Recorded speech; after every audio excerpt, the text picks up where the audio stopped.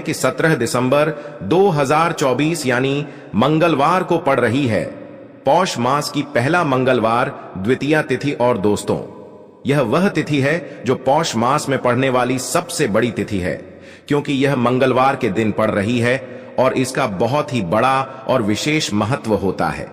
पूज्य गुरु जी ने कहा है कि अगर कभी भी मौका लग जाए और पौष महीने की मंगलवार द्वितीया तिथि को पड़ जाए तो आप लोगों को 2 लौंग वाला उपाय तो अवश्य ही करना चाहिए।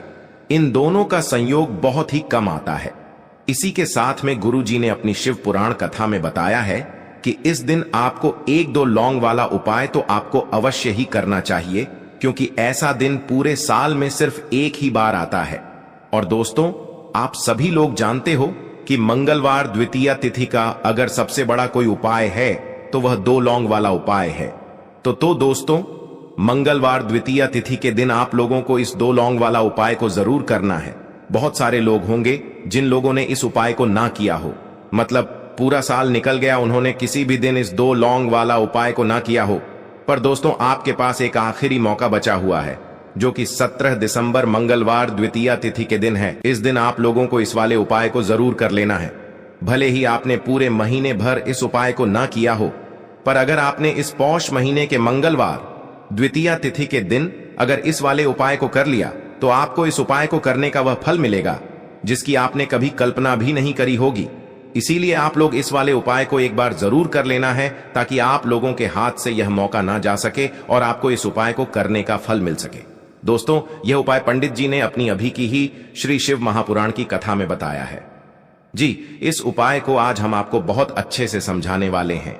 इस वीडियो को देखने के बाद इस उपाय को समझने के लिए आपको कोई और वीडियो को देखने की जरूरत नहीं पड़ेगी। तो चलिए दोस्तों, उपाय को शुरू करते हैं। देखिए, यह इस पौष महीने के मंगलवार द्वितीया तिथि के दिन यह इतना खास होता है, इतना महत्वपूर्ण होता है। देखा गया है कभी कभी बड़े बड़े पूजा पाठ अनुष्ठान से जो मनोकामना पूर्ण नहीं होते, वह पौष महीने की मंगलवार द्वितीया तिथि के दिन एक छोटे से उपाय करने से ही आपकी मनोकामना पूर्ण हो जाती है। और बहुत सारे लोगों ने इस उपाय को किया भी है और उनको इस उपाय को करने का फल भी जरूर मिला है। अगर आप लोग भी इस उपाय को करना चाहते हैं तो आप इस उपाय को पहले अच्छे से समझ लेना, सुन लेना, उसके बाद करना। आपको इस उपाय का फल जरूर मिलेगा और इस उपाय को कर लेने से आपके घर में चाहे किसी भी प्रकार की दुख और समस्या क्यों ना चल रही हो, आपको उसका कारण भी नहीं पता है कि भाई यह समस्या किस कारण से चल रही है। उसका कुछ भी कारण हो सकता है, जैसे पितृदोष हो सकता है या किसी भी तरह का मंगल दोष भी हो सकता है। तो इस दिन आप लोगों को यह वाला उपाय कर लेना है। यह एक ऐसा उपाय है जिस उपाय को अगर किसी विशेष दिन पर किया जाए तो भाई उस विशेष दिन का जो है वह तो हमें मिलता ही मिलता है। पर हमने उस दिन पर इस उपाय को किया है तो हमें उससे भी बड़ा फल मिलता है, और फल बहुत जल्दी मिलता है, क्योंकि आप इस उपाय को बहुत ही बड़े और विशेष दिन पर कर रहे हो। तो चलिए अब उपाय के बारे में बात करते हैं, लेकिन उससे पहले आप लोगों को यह जानना आवश्यक है कि आखिर यह उपाय किस समय करना है, किसको करना है और कैसे करना है। तो चलिए हम आगे आपको वीडियो में एक एक करके बता देते हैं। लेकिन उससे पहले अगर आप लोग हमारे चैनल पर पहली बार आए हैं या फिर मेरी आवाज आज पहली बार सुन रहे हैं तो हमारे चैनल को सब्सक्राइब जरूर कर लेना और इस वीडियो को लाइक करके कमेंट बॉक्स में श्री शिवाय नमस्तुभ्यम ओम नमः शिवाय जरूर टाइप कर देना। तो दोस्तों, इस 2 लौंग वाला उपाय को हमें इस मंगलवार द्वितीया तिथि के दिन कैसे करना है, किसको करना है, किस समय करना है और कहां पर करना है, ये सारे सवालों के जवाब आपको इस वीडियो में मिल जाएंगे। और जो यह वीडियो देखेगा भाई, उसको 2 लौंग वाला उपाय जरूर करना चाहिए, क्योंकि इस दिन 1 लौंग का भी बहुत ही बड़ा और विशेष महत्व होता है। और जब बात आ जाए 2 लौंग वाला उपाय की, तो यह सोने पे सुहागा वाली बात हो जाती है और यह एक बहुत ही बड़ा उपाय हो जाता है इस मंगलवार द्वितीया तिथि का। तो अब दोस्तों, इस 2 लौंग वाला उपाय को आखिर करना किसको है, सबसे पहले हम लोग वह बात जान लेते हैं। तो देखो, घर की जो बड़ी माताएं बहनें होती हैं, उन माताओं बहनों में से कोई भी एक बड़ी माता बहन इस वाले उपाय को कर सकती है। और दोस्तों, अगर आप चाहें तो अपने घर में से सभी सदस्यों को भी इस उपाय को करवा सकते हैं। अगर किसी व्यक्ति की खुद की कोई मनोकामना है खुद की कोई दुख और परेशानी है जो कि वह अपने लिए ही करना चाहता है, इस वाले उपाय को तो वह खुद अपने लिए भी कर सकता है। बाकी अगर कोई घर में से ऐसा है जो कि अपने पूरे घर परिवार की सुख और शांति के लिए यह वाला उपाय करना चाहता है, तो भाई वह भी कर सकता है, उसमें भी कोई दिक्कत वाली बात नहीं है। कहने का मतलब यह है कि इस उपाय को हर एक सदस्य भी कर सकता है और पूरे घर परिवार के सदस्य के लिए घर की बड़ी माताओं बहनों में से कोई एक माता बहन भी कर सकती है। माताएं बहनें अगर घर में उपस्थित ना हो या वह यह वाला उपाय न कर पा रही हो तो फिर घर का कोई बड़ा सदस्य भी इस 2 लौंग वाला उपाय को कर सकता है, चाहे फिर वह पुरुष ही क्यों ना हो, उसमें कोई भी दिक्कत वाली बात नहीं है। उसके बाद में दोस्तों जो अगला प्रश्न निकल कर आता है वो यह आता है इस उपाय को लेकर कि आखिर इस उपाय को हमें किस समय करना है, सुबह के समय करना है कि शाम के समय करना है। तो देखो, इस वाले उपाय को आप लोग सुबह के समय भी कर सकते हो और शाम के समय प्रदोष काल में भी कर सकते हो। अब अगर आप पूछो कि भाई सबसे उत्तम समय कौन सा रहेगा इस 2 लौंग वाला उपाय को करने का, तो हम आपसे बस यही कहेंगे कि इस उपाय को आप सुबह के समय करेंगे तो ज्यादा बेहतर होगा।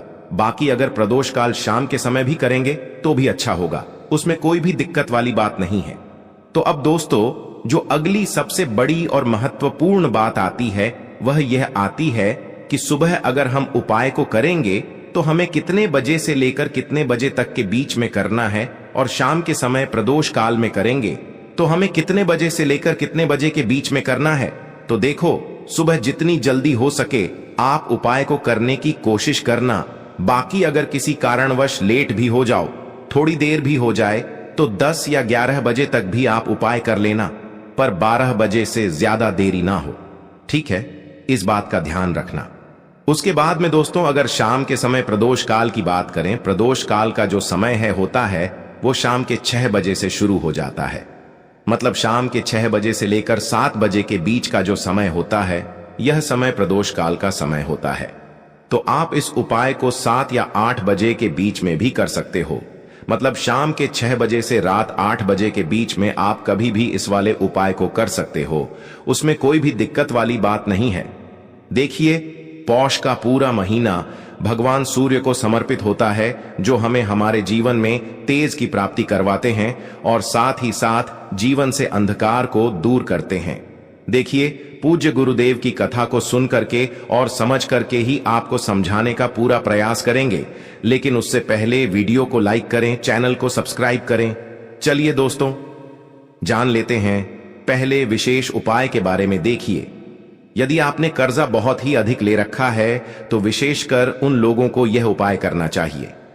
देखिए, यदि आपके घर में बार बार ऐसी स्थिति बन जाती है कि आपको कर्ज लेना ही पड़ता है, ऐसी स्थिति बन जाती है, ऐसी परिस्थिति बन जाती है कि ना चाहते हुए भी आपको कर्ज लेना ही पड़ता है, तो आपको यह उपाय करना चाहिए। देखिए, यह उपाय घर के भाई बहन या फिर पति पत्नी, घर का कोई भी एक सदस्य इस उपाय को कर सकता है।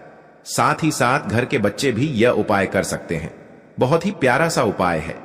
देखिए, इस उपाय को करने के लिए सबसे पहले तो आपको मात्र 2 लौंग लेनी है।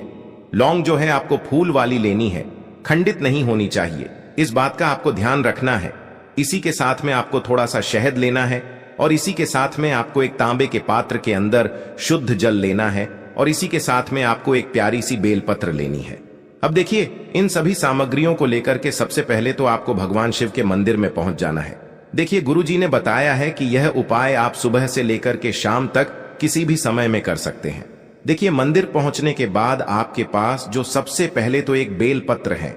ध्यान रखें दोस्तों, यदि आपको बेलपत्र नहीं मिल पाती हैं तो आप भगवान शिव के शिवलिंग पर चढ़ी हुए बेलपत्र को पुनः शुद्ध जल से धो करके उसका उपयोग कर सकते हैं। लेकिन आपको ध्यान रखना है कि बेलपत्र कहीं से भी खंडित नहीं होनी चाहिए। तो देखिए, आपके पास जो बेलपत्र है, सबसे पहले तो इसे आपको भगवान शिव की शिवलिंग पर अर्पित करनी है। देखिए, बेलपत्र आपको इस प्रकार से अर्पित करनी है कि इसकी चिकनी साइड शिवलिंग से स्पर्श रहेगी और इसकी डंडी का हिस्सा आपके विपरीत होगा। इस प्रकार से आपको बेलपत्र अर्पित कर देनी है। अब देखिए, आपके पास जो 2 लौंग के जोड़े हैं, उन्हें आपको जो शहद लेकर के आए थे, आप उसमें अच्छे से डुबो देना है। अब देखिए, ये जो 2 लौंग के जोड़े हैं शहद से युक्त, इन्हें आपको जो अपने बेलपत्र समर्पित किया है शिवलिंग पर उसी के ऊपर समर्पित कर देना है। ध्यान रखें, जब भी आप यह लौंग समर्पित करेंगे तब आपको आरण मुक्तेश्वर महादेव का मन में स्मरण करते रहना है। देखिए, अंत में जो आपके पास एक लोटा शुद्ध जल है तांबे के पात्र के अंदर, उसे आपको भगवान शिव के शिवलिंग पर धीरे धीरे समर्पित कर देना है। श्री शिवाय नमस्तु भयम इस मंत्र का जाप करते हुए और आण मुक्तेश्वर महादेव का मन में स्मरण करते हुए जल अर्पित करने के बाद आपको महादेव से प्रार्थना करनी है कि यह उपाय मैं इसीलिए कर रहा हूं ताकि मेरे जीवन का जो अंधकार है वह दूर हो जाए, मेरे जीवन में जो कर्ज का भज है वह सभी दूर हो जाए। ऐसे आपको महादेव से प्रार्थना करनी है कि हमारे जीवन से, हमारे भाग्य से कर्ज का बोझ उतर जाए। तो इस प्रकार से प्रार्थना करते हुए यह पहला उपाय आपको कर लेना है। अब हम जानते हैं दूसरे विशेष और चमत्कारी उपाय के बारे में। देखिए, दूसरा उपाय भी बहुत ही प्यारा सा है, विशेषकर कर्ज को दूर करने के लिए। देखिए, इस उपाय के लिए आपको 2 लौंग के जोड़े लेना है। इसी के साथ में आपको एक तांबे के पात्र के अंदर शुद्ध जल लेना है। अब देखिए, मात्र इन दोनों ही सामग्रियों को लेकर के आपको पहुंचना है वट वृक्ष के वहां पर, यानी कि आपको बरगद के पेड़ के वहां पर पहुंचना है। देखिए, बरगद का वृक्ष देव वृक्ष कहलाता है। वृक्ष तो उसी वृक्ष के नीचे आपको पहुंचना है और इसी देव वृक्ष के नीचे आपके पास जो 2 लौंग हैं उन्हें आपको इसी वृक्ष के नीचे उस पात्र के अंदर डाल देनी है। जब भी आप यह 2 लौंग उस पात्र के अंदर डालेंगे तब आपको वटकेश्वर महादेव का मन में स्मरण करना है और यह जो जल है आपको बरगद के पेड़ की जड़ में समर्पित कर देना है। देखिए, पूज्य गुरु जी अपनी प्रत्येक कथा के दौरान कर्ज मुक्ति के लिए इस उपाय को बताते हैं, तो बहुत ही चमत्कारी यह उपाय है। तो आपको यह जो जल है वट वृक्ष के नीचे समर्पित कर देना है, वटकेश्वर महादेव का स्मरण करते हुए। देखिए, कई स्थानों पर वट वृक्ष के नीचे ही शिवलिंग की स्थापना हुई होती है, तो आपको उसी शिवलिंग पर इस जल को अर्पित कर देना है। यदि वट वृक्ष के नीचे शिवलिंग है तो आपको शिवलिंग पर यह जल अर्पित करना है, वटकेश्वर महादेव का स्मरण करते हुए। तो इस प्रकार से आपको यह उपाय करना है। बहुत ही ज्यादा प्रभावशाली उपाय है। देखिए, यह उपाय विशेषकर जल समर्पित करने वाला है, तो आपको यह उपाय सूर्यास्त से पहले ही करना होगा। अब देखिए, यदि आप इस उपाय को सूर्यास्त के बाद करना चाहते हैं तो आपको एक लौंग लेनी है। इसी के साथ में आपको एक गोल बाती का दीपक लेना है। अब इस गोल बाती के दीपक को आपको वटकेश्वर महादेव का स्मरण करते हुए वट वृक्ष के नीचे ही प्रज्वलित कर देना है और आपके पास जो एक लौंग है उसे आपको बरगद के पेड़ के वहां पर समर्पित कर देना है। जब भी आप यह लौंग समर्पित करेंगे तब आपने जो भी कर्ज ले रखा है उसका आपको मन में एक बार स्मरण कर लेना है। जिन भी व्यक्तियों से आपने कर्ज ले रखा है उनका आपको नाम लेना है और प्रार्थना करनी है कि इन व्यक्तियों का कर्ज मेरे से उतर जाए। ऐसी प्रार्थना करते हुए ये जो एक लौंग है इसे आपको बरगद के पेड़ की जड़ में समर्पित कर देना है। तो इस प्रकार से यह सुंदर सा उपाय आपको करना है। आपका जो कर्ज है वह उतरना प्रारंभ हो जाएगा। तो बहुत ही प्रभावशाली उपाय है, यह उपाय भी आपको करना चाहिए। अब हम जानते हैं अंतिम और तीसरे उपाय के बारे में। देखिए, इस उपाय के लिए आपको थोड़ा सा लाल चंदन लेना होगा। इसी के साथ में आपको एक लौंग लेनी है और इसी के साथ में आपको एक तांबे के पात्र के अंदर शुद्ध जल लेना होगा। देखिए, यह उपाय भी विशेषकर मंगलवार के दिन ही किया जाता है। देखिए, सबसे पहले तो आपके पास जो लाल चंदन है, लाल चंदन का पाउडर है, उसे आपको उस पात्र के अंदर मिला देना है। अब इसी जल के अंदर आपको जो एक लौंग है फूल वाली, उसे भी डाल देनी। देखिए, आपको अपने हाथ में यह जल पकड़ना है और अपने पूरे घर में आपको इसे लेकर के घूम जाना है। इस पात्र को लेकर के आपको अपने पूरे घर में घूम जाना है। यानी कि एक लौंग और जो लाल चंदन है उसे उस पात्र में डालने के बाद पूरे घर में इस पात्र को लेकर के घूम जाना है। अब इस पात्र को लेकर आपको पहुंच जाना है भगवान शिव के मंदिर में। देखिए, जो भी आपके घर के सबसे नजदीक महादेव का मंदिर है वहां पर आपको पहुंच जाना है और वहां पहुंचने के बाद यह जो पूरा जल है इसे आपको आण मुक्तेश्वर महादेव का स्मरण करते हुए भगवान शिव के शिवलिंग पर यह जल आपको अर्पित कर देना है।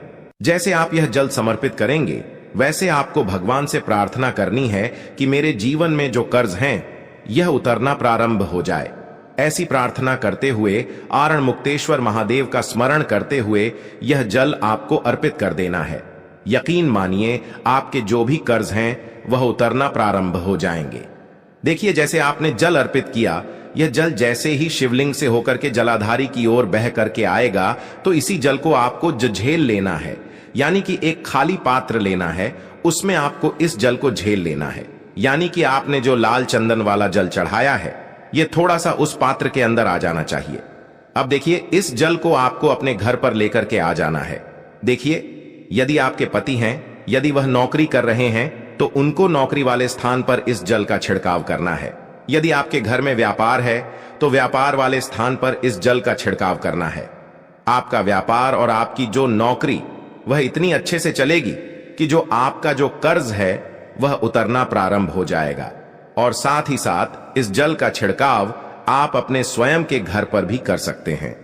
तो यह उपाय भी आपको करना है। मात्र आपको लाल चंदन के जल का छिड़काव कर देना है। आपके घर की जो सारी नकारात्मक शक्तियां हैं वह दूर हो जाएगी और आपका जो कर्ज है वह उतरना शुरू हो जाएगा। तो दोस्तों, यह थे पूज्य गुरु जी द्वारा बताए गए कुछ बहुत ही खास उपाय। अगर आपको जानकारी अच्छी लगी हो